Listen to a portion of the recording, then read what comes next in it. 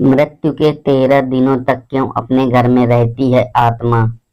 जिस तरह जीवन एक सत्य है, ठीक प्रत्येक व्यक्ति को ये भी भली भांति पता है कि मृत्यु भी एक ऐसा सत्य है जिसे कोई जितना मर्जी झुठला ले, परंतु इस बदला नहीं जा सकता।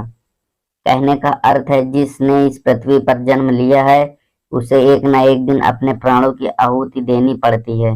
इस बारे में हम में से बहुत से लोगों ने कई बार अपने बड़े बुजुर्गों से कहते सुना होगा कि मृत्यु के बाद मनुष्य शरीर की आत्मा 13 दिनों तक अपने घर में रहती है। मगर ऐसा क्यों? इस बारे में क्या किसी ने सोचा है? अगर नहीं तो चलिए आज हम आपको इससे से संबंधित जानकारी बताते हैं और जानते हैं कि आखिर क्यों मृतक शरीर की आत्मा 13 दिनों तक अपने घर में भटकती रहती है। साथ ही ये भी बताएंगे कि 13 दिनों तक मृतक के नाम का पिंडदान क्यों किया जाता है। बता दें कि गरुड़ पुराण में इस बारे में विस्तार से बताया गया है। गरुड़ पुराण में बताया गया है कि जब किसी व्यक्ति की मृत्यु होती है तो यमराज के यमदूत उसे अपने साथ यमलोक ले जाते हैं। यहाँ उससे अच्छे और बुरे कर्मों का हिसाब होता है और फिर 24 घंटे के अंदर यमदूत उस प्राणी की आत्मा को वापस घर छोड़ जाते हैं। यमदूत के द्वारा आत्मा को वापस छोड़ जाने के बाद मृतक की आत्मा अपने परिजनों के बीच भटकती रहती है और अपने परिजनों को पुकारती रहती है, लेकिन उसकी आवाज को कोई नहीं सुन पाता। यह देखकर मृत व्यक्ति की आत्मा बेचैन हो जाती है और जोर जोर से चिल्लाने लगती है। इसके बाद आत्मा अपने शरीर के अंदर प्रवेश करने की कोशिश करती है, लेकिन यमदूत के पास बंदिश होने के कारण वह मृत शरीर में प्रवेश नहीं कर पाती। इसके अलावा गरुड़ पुराण की माने तो जब यमदूत आत्मा को उसके परिजनों के पास छोड़ जाते हैं तो उस समय उस आत्मा में इतना बल नहीं होता कि वो यमलोक की यात्रा तय कर पाए।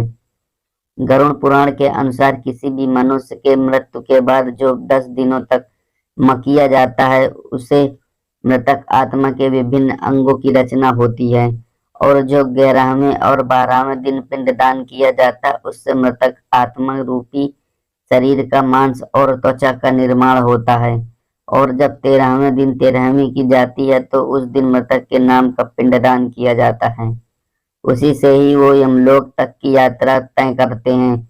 जो भोज करवाया जाता है अगर वह कर्ज लेकर किया जाए तो मृत व्यक्ति की आत्मा को शांति नहीं मिलती है।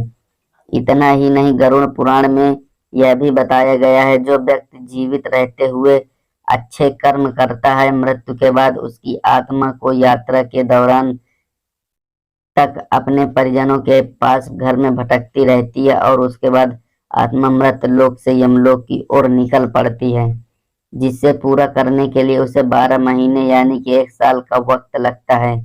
इतना ही नहीं, मान्यता के अनुसार 13 दिनों तक मृतक के नाम का किया गया पिंडदान उसके 1 वर्ष के भोजन के समान होता है।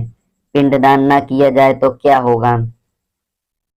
इसके अलावा बता दें, अक्सर लोगों के मन में ये सवाल भी जरूर आता है कि अगर किसी मृत व्यक्ति के नाम का पिंडदान नहीं किया गया तो क्या होगा।